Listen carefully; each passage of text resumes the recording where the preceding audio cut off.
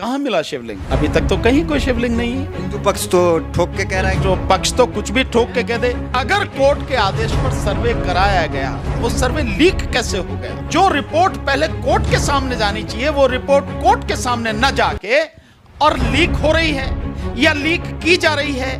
तो ये एक माहौल बनाने की कोशिश की जा रही है कि भाई आप अभी से ये सब शुरू कर दो ताकि पूरे देश में ये माहौल बन जाए। हाँ भैया हमें शिवलिंग मिल गया, और उसके बाद में जैसे वो बाबरी मस्जिद ढाई थी, सारे इकट्ठे होकर उस दीवार को ढा दोगे। भैया यहाँ तो मंदिर है, यहाँ पर तो शिवलिंग है, सारा सब कुछ है। वो एक माहौल बनाया जा रहा, और आप उसको गौर से देखेंगे, कोई भी देखेगा, मेरी बात नहीं, आपकी बात नहीं, किसी की भी, अगर गौर से उस ढांचे को आप देखेंगे जिसे शिवलिंग बताया जा रहा है, एक पक्ष उसे जो है फुआरा कह रहा है, वो वाकई में फुआरा। ये काशी विश्वनाथ मंदिर है, मुझे इस पर शक है। इसके नीचे बौद्ध जो वो हैं अवशेष, वो हैं। भैया पहले इसे खुदाई करवाओ।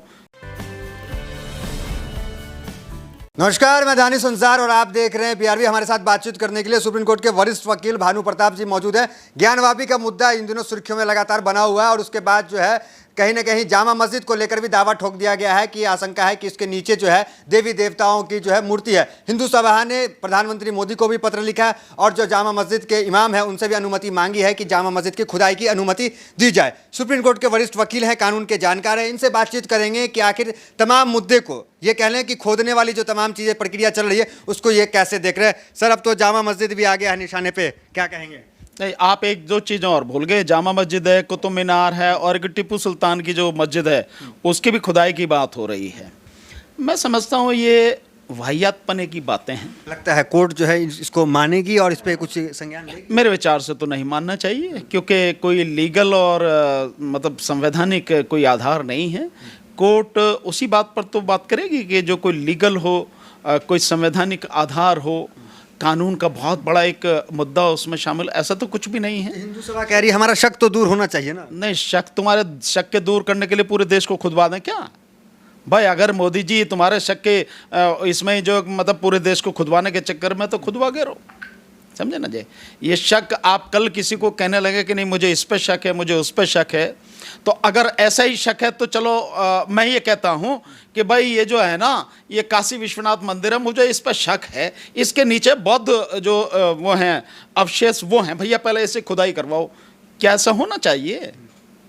अगर आप पूरे देश में देखेंगे, इस देश में सबसे ज़्यादा अगर आपको ऐतिहासिक अवशेष मिलेंगे तो वो बौद्ध धर्म से जुड़े हुए मिलेंगे।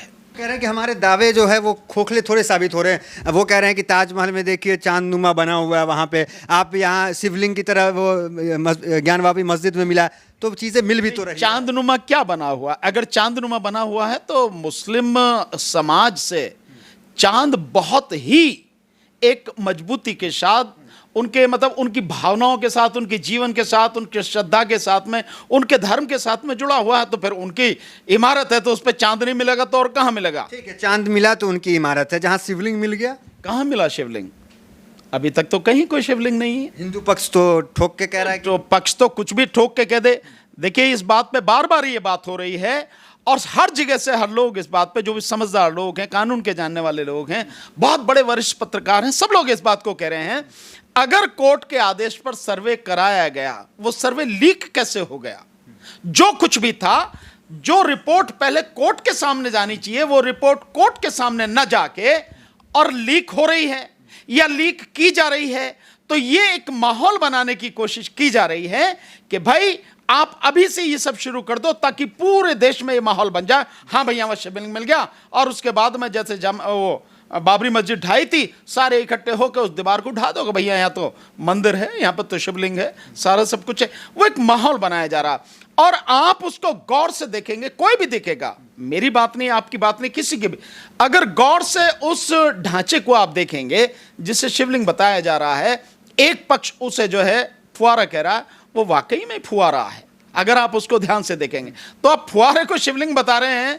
बहुत अजीब स्थिति है। आपने सर कई केसें भी लड़े हैं, तो आपको क्या लग रहा है किस पक्ष, कौन पक्ष यहाँ पे जो है ज्ञानवापी को लेकर मजबूत दिखता है, आपको नजर आ रहा है? नहीं, देखिए, अगर यहाँ पर मजबूती की बात और कमजोरी की बात, इसका कोई अर्थ नहीं है।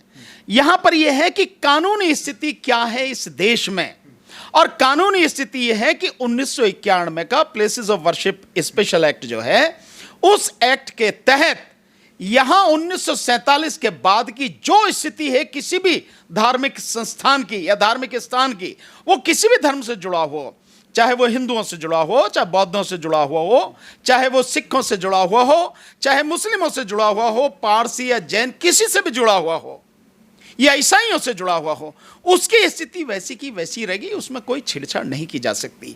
आप इतिहास को जबरदस्ती कुरेद नहीं सकते हैं। जो सारी चीजें हैं जो आप कर रहे हैं, उसको मतलब उसका एक तरह से विनाश करने की कोशिश कर रहे हैं।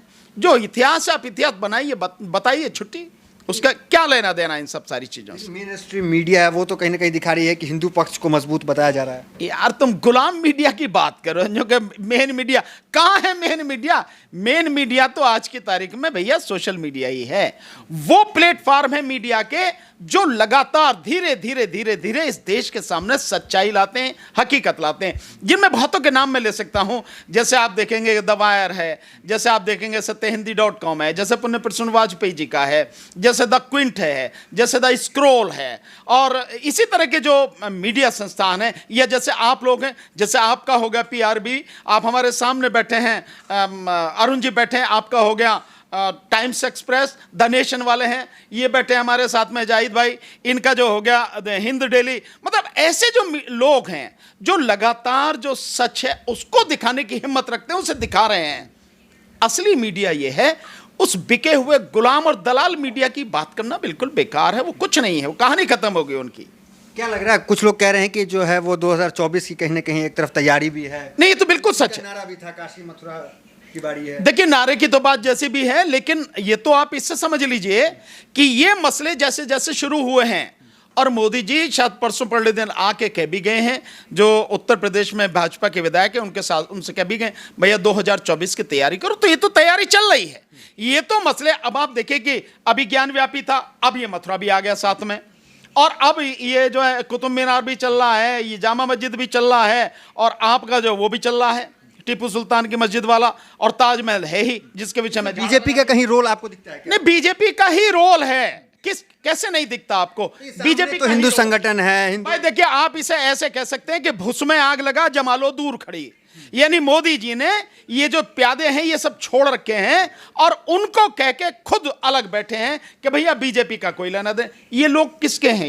ये आप जो देख रहे हैं, ये भगवा गमछा पहन के कौन है ये लोग? क्या ये बीजेपी के नहीं हैं क्या? या बीजेपी से जुड़े हुए संगठनों के नहीं हैं क्या? ये RSS से जुड़े हुए संगठनों के लोग नहीं? कौन है ये लोग? और ये मुट्ठी भर लोग हैं जो कर रहे हैं। तो ये सब कुछ बीजेपी का, और बहुत स्पष्ट रूप से कहो तो 3-4 लोगों का किया धरा है। मतलब मोदी जी हैं, ये सरकार के इशारे पे, मोदी जी के इशारे पे सब कुछ। बिल्कुल, मोदी जी चाहेंगे कि नफरत फैले देश में। अब बिल्कुल फैला रहे हैं, चाहेंगे क्या, फैला रहे हैं। गुजरात का उदाहरण आप भूल गए हैं। गुजरात में जो कत्लेआम हुआ किसके समय में हुआ? किसके कहने पर हुआ? कौन इस बात के लिए गवाह? ये तो हद पूरी दुनिया जानती है। 2002 में जो गुजरात में दंगे हुए, 2500 लोगों का कत्ल हुआ, किसके कहने पर हुआ? गोधरा किसकी वजह से हुआ? कौन है उसके पीछे? बताओ ना आप सारी चीजें। तो ये तो हर कोई जानता है, इसमें कोई कहने सुनने वाली कोई ऐसी बात नहीं, कोई छुपाने वाली बात नहीं है। सब कुछ उनके इशारे पर है। सर, अगर फैसला अगर किसी एक पक्ष के हिसाब से आता है तो क्या लग रहा है, अगर हिंदू पक्ष के इस पे आता है तो क्या लग रहा है देश में स्थिति, जो कुछ लोग कह रहे हैं, जो मीडिया इसमें चल रहा है सोशल मीडिया पे, कि अयोध्या वाली स्थिति तो नहीं हो जाएगी? भाई कुछ भी हो सकता है। भाई देखिए, कुछ भी हो सकता है। उन्हें अपनी राजनीति करनी है, और राजनीतिक लाभ के लिए वो किसी भी तरह की हवा बनाने का प्रयास कर सकते हैं। किसी भी तरफ जो है उसको ले जाने की कोशिश कर सकते हैं, जहां उन्हें फायदा होगा, कुछ भी हो जाएगा। वो भी पूरा राजनीतिक था। जो बाबरी मस्जिद ढाई गई, ये भी पूरी तरह से राजनीतिक है, और ये सब उसी के 2024 के लिए चल रहा है। साथ में जो है 2 राज्यों में इस बार चुनाव होने हैं, इस साल के अंत में, और उसके बाद अगले साल में जो है 4 राज्यों में चुनाव होने हैं। उसके बाद आ ही जाना है लोकसभा का चुनाव। तो पूरी तैयारी उसी के लिए है, पूरा राजनीतिक है और कुछ नहीं है। राजनीति के लिए ही बीजेपी जिंदा है, उसी के लिए काम करती है, उसकी सांसें सब कुछ राजनीति में बसी हैं, और कुछ उनका लेना देना नहीं है। देश जले जल जाए, देश तबाह हो जाए, उन्हें कोई फर्क नहीं पड़ता इस बात। स्थिति खराब तो है, सुधरेगी, कुछ गुंजाइश है?